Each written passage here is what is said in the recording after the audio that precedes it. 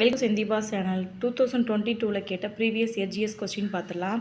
இது எங்கேருந்து கேட்டிருக்காங்க அப்படின்னா, ஆங்கில ஆட்சிக்கு எதிராக தமிழகத்தில் நிகழ்ந்த தொடக்க கால கிளர்ச்சிகள் அப்படிங்கிற லெசன்லேருந்து கேட்டிருப்பாங்க. மொத்தம் 2 கொஸ்டின் பார்த்துடலாம். ஃபஸ்ட்டு பொறுத்துக்க டைப்பில் கேட்டிருப்பாங்க. 4 பேரோட பேர் கொடுத்துருப்பாங்க. இது தூக்கிலிடப்பட்ட இடங்கள் கேட்டிருப்பாங்க. ஃபஸ்ட்டு சிவசுப்பிரமணியனார் எங்கே தூக்கிலிடப்பட்டார் அப்படின்னா நாகலாபுரம். கட்டபொம்மன் கயத்தாறு கோட்டையில் தூக்கிலிடப்பட்டிருப்பார். மருது சகோதரர்கள் திருப்பத்தூர் கோட்டையில் தூக்கிலிடப்பட்டிருப்பாங்க. தீரன் சின்னமலை சங்ககிரி கோட்டை. ஸோ இதான் ஆன்சர். நோட் பண்ணிக்கோங்க. இந்த தூக்கிலிடப்பட்ட இடங்கள் அடிக்கடி டிஎன்பிசியில் கேட்டுகிட்டே இருக்காங்க. நல்லா பார்த்துக்கோங்க. நெக்ஸ்ட் கொஸ்டின் பார்க்கலாம். சரியான கூற்றை தேர்வு செய்யவும் அப்படின்னு கேட்டிருக்காங்க. இதுவும் அதே லெசன்லேருந்து தான் கேட்டிருக்காங்க. பாளையக்காரர் முறை காகத்திய பேரரசின் நடைமுறையில் இருந்தது. கான் சாகிப்பின் இறப்பிற்கு பின் பூலித்தேவர் நெற்கட்டும் சேவலை 1764 மீண்டும் கைப்பற்றினார்.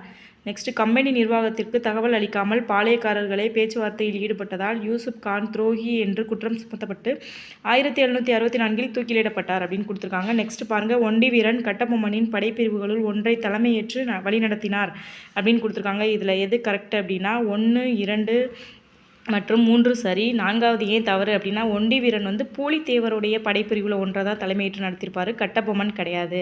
ஸோ அதனால் அது தவறு. ஓகே ஃப்ரெண்ட்ஸ், இந்த வீடியோ பிடிச்சிருந்துச்சுன்னா சப்ஸ்கிரைப் பண்ண மறந்துடாதீங்க. தேங்க்ஸ் ஃபார் வாட்சிங். பாய்.